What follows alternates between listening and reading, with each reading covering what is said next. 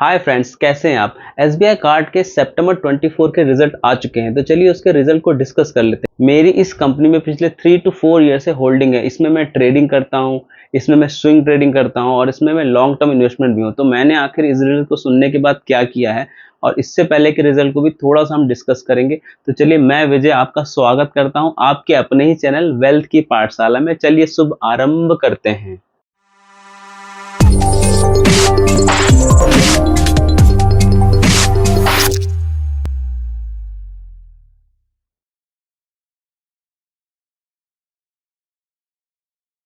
सबसे पहले कंपनी की क्वार्टरली सेल्स को देखते हैं। अगर हम वाई ऑन वाई देखें, यानी सितंबर 23 में 4087 करोड़ से बढ़ के सितंबर 24 में 4421 करोड़ की हो चुकी है। यानी कि ये जो ग्रोथ है वो 8% का ग्रोथ है, जिसे एक एवरेज ग्रोथ माना जा सकता है। बहुत अच्छा ग्रोथ भी नहीं माना जा सकता है और बहुत बुरा ग्रोथ भी नहीं माना जा सकता है। चलिए अब क्वार्टरली रिजल्ट को देख लेते हैं। जून 24 में 4359 करोड़ से बढ़ के 4421, यानी मार्जिनल ग्रोथ, जो कि 1% की पुअर ग्रोथ दिखाता है। लेकिन इंपॉर्टेंट होता है वाई एंड वाई ग्रोथ, जिसमें उन्होंने 8% की एवरेज ग्रोथ दिखाई है। तो ओवरऑल बोला जा सकता है कि जो सेल्स रही वो बिलो एवरेज रही है। अब चलिए प्रॉफिट, यानी मेन तो भाई प्रॉफिट ही होता है, मेन तो भाई मुनाफा ही होता है। अगर उसको देख लेते हैं तो वाई ऑन वाई अगर देखा जाए तो सितंबर 23 में 603 करोड़ से घट के सितंबर 24 में 404 करोड़ ही रह गई, जो कि 33% का डिग्रोथ दिखाता है। ये इस परफॉर्मेंस को हम बहुत बुरा बोला जा सकता है।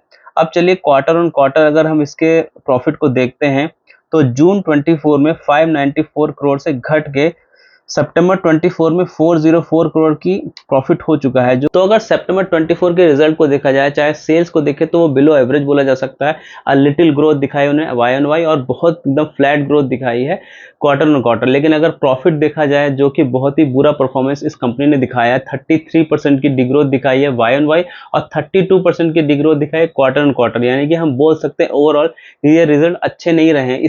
इसके अलावा मैंने जून 24 के भी रिजल्ट को भी एनालिसिस किया था, तो वो रिजल्ट भी बिलो एवरेज ही रहे हैं। तो यानी कि 2 क्वार्टर में इस कंपनी ने बहुत खराब प्रदर्शन किया है रिजल्ट के मामले में।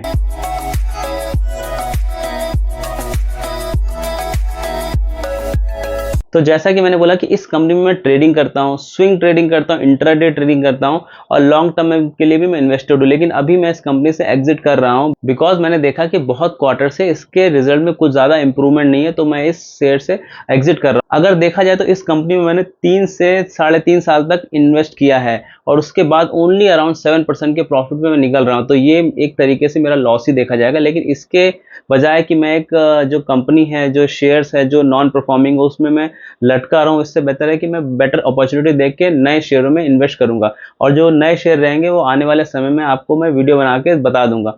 यहाँ पे एक पॉजिटिव पॉइंट भी है इस कंपनी में। अगर देखा जाए तो प्रोमोटर की होल्डिंग अराउंड 68 to 69% है, एफआईआई की होल्डिंग अराउंड 10% है और अगर डीआई देखा जाए तो 14% है और जो पब्लिक देखा जाए तो अराउंड 5%। ये नॉर्मली बोला जाता है कि पब्लिक बहुत कम रहती है और प्रोमोटर एफआईआई डीआई बहुत ज़्यादा रहता है, तो एक पॉजिटिव होता है। तो ये इस कंपनी के साथ अभी भी पॉजिटिव है। बट चूंकि ये मेरी पर्सनल चॉइस है और मुझे लगता है कि मुझे किसी दूसरे शेयर में इन्वेस्ट कर देना चाहिए, तो आज 30 अक्टूबर 2024 को मैं इससे एग्जिट कर रहा हूं और ये मेरी पर्सनल चॉइस है। आप कोई भी डिसीजन लेने से पहले अपने फाइनेंशियल एडवाइजर से एडवाइस लीजिए और अपना खुद का एनालिसिस कीजिए, क्योंकि ये कंपनी बेकार नहीं है, कंपनी के फंडामेंटल अच्छे हैं, लेकिन इसमें ग्रोथ मुझे नहीं दिख रही, इसीलिए मैं इसमें से एग्जिट कर रहा हूं। तो आज के लिए इतना है। अगर वीडियो पसंद आता है तो उसको लाइक कर दीजिए, फैमिली और फ्रेंड्स के साथ शेयर कर दीजिए और अगर अभी तक चैनल को सब्सक्राइब नहीं किया तो अब तो सब्सक्राइब कर दीजिए। Thank you so much for watching this video.